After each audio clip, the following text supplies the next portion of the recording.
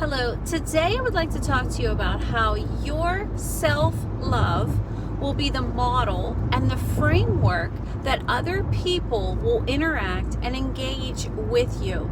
So the narcissist can be a narcissist all day long. The psychopath, all of them, they can do their nonsense. They were doing their nonsense before they met you, during their time with you, even though it was masked underneath their charades, so you didn't see it, but they were doing it the whole time. And also, they are going to be doing it after they leave you. So it makes no sense for us to sit around and say, why did you do this? I need closure for them. The very person that hurt you is not going to be the very person who healed you. We need to close those doors and become introspective. I'm not saying that it is your fault, but I'm saying that we need to take personal accountability and responsibility, just like they take responsibility. They need to take responsibility for their contribution and their behavior. So do you. It's not a coincidence, right? If you have these relationships where you keep repeating and repeating, the common denominator is you. So what is it that you are doing? How are you signaling to the world, right? In the way that you dress, in the way that you speak, and in the way that you care about yourself, okay, that is allowing these people to continue to have access. Why is it that we're not able to shut this stuff down in the very early stages? Why do we let it progress to years of our life being wasted where we couldn't see the lies and the manipulation that at the end, right, with that sight at the end, that we can see it crystal clear. We could see like, oh yes, he did this, he did that. At the end, right? That hindsight, you have that 20/20 vision, but the truth be told, you saw it all along, but you turned a blind eye to it. So I want to propose to you that your self-love is the framework. It's the method of engagement that other individuals have when they approach you and when they're able to have continued relationships with you. Now, if you come from a codependent kind of toxic lifestyle like I came from, the CPTSD life, you know, where you came from a toxic toxic family life, this can set you up for failure, okay? And I think like a lot of people today have this this framework. But what essentially happened in that framework is you had an abuser. And the simplest definition of an abuser is somebody who puts their needs above other people, right? We talked about them in our last video. It is somebody who prioritizes their wants, their needs, their lusts, you know, in many cases, their perversions above love. Anytime you put something above love, and that's always going to be your self-interest, that is going to equal abuse, because you're not seeing the other people for their value, their contribution. So you are minimalizing them and elevating your wants, your desires, and your needs. So essentially you have had interaction in a formative year of your life when you're being formed, when you had this person ruling over you essentially, and they put their needs, wants, and desires over top of you. What that taught you as you were being developed and formed is that you don't matter, that you have to compress yourself, you have to contort to the desires and the whims of the abuser in order to have victory or success, in order to make the day go along better. So that's your framework. The abusive mind frame that has been developed in you, that you're now engaging and interacting with the world. And this is the framework, right, that you're using at the job. This is the framework that you're using in your personal relationships. This is a framework that has been built and you're using it. And it is an abuser mindset. And we need to be broken free from it. But what you've learned is that you don't matter. that you have no boundaries, and that for you to have a successful relationship with another person, you have to adapt, you have to form, you have to shift your level of consciousness, self-awareness, your identity. Doesn't matter at all. You need to align as best you can, doing whatever contortions you can. It doesn't matter how painful it is for you, because there's always pain when we're talking about abuse. And so it doesn't matter how much abuse you go through, you have to contort.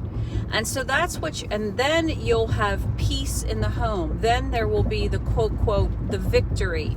So when you come into a relationship, you're signaling to the world that with your level of self-love, because there is no self-love, you're signaling to the world that you don't have boundaries, that you don't, that you're not going to impose any standards, any rules, okay?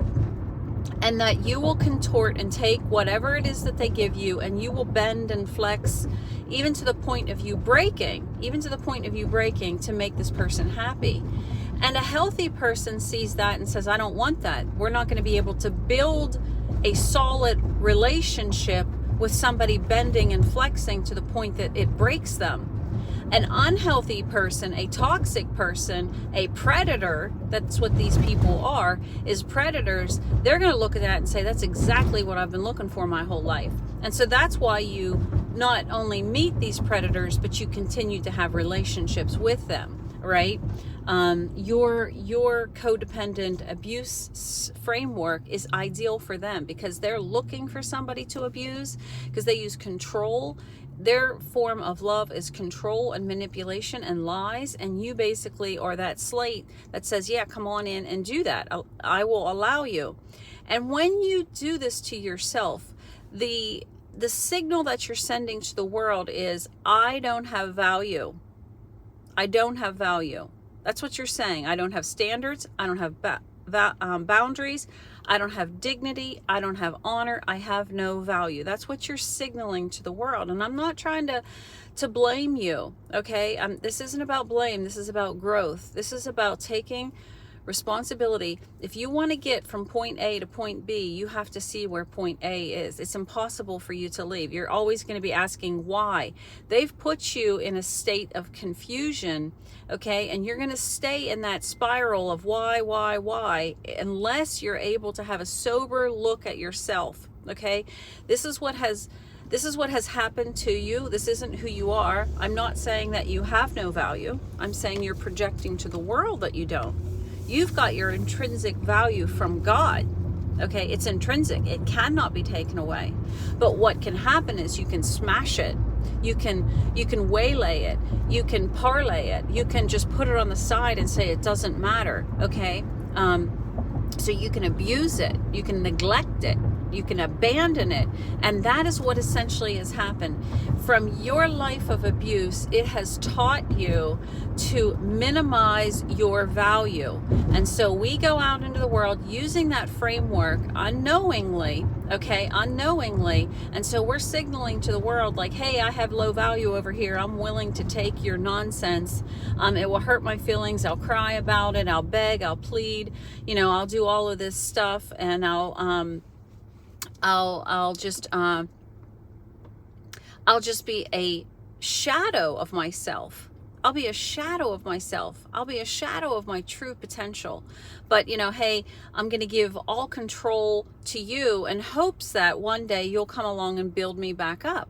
No, the abuser's not going to build you back up. It's you. It's your relationship with God that's going to build you back up so that you can understand what your true value is, right? And so then when these people now come along, because once God taught me this, that it is self-love. One must love God first and then love others as they love themselves. So if you don't love yourself, you're not able to love other people properly. Loving other people is not allowing them to continue to be narcissistic, psychopathic abusers. When you let that person do that damage to you, you're not really loving them, Because loving them is holding them accountable. It's making them understand how abusive they really are. And the only way that they're going to see that is when you walk away. When you tell them, listen, I'm not going to take your nonsense, okay, because I'm better than this. I understand my true value.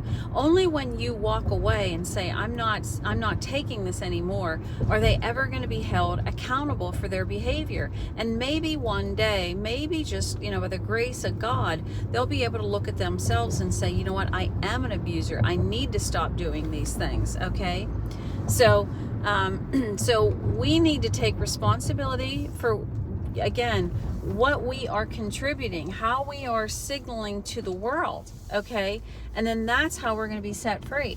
When you finally meet a new person and they try to disrespect you, like this lady at my job, I was having a conversation with her. She was imposing some kind of judgment. She was talking to me in a very toxic way. I allowed it.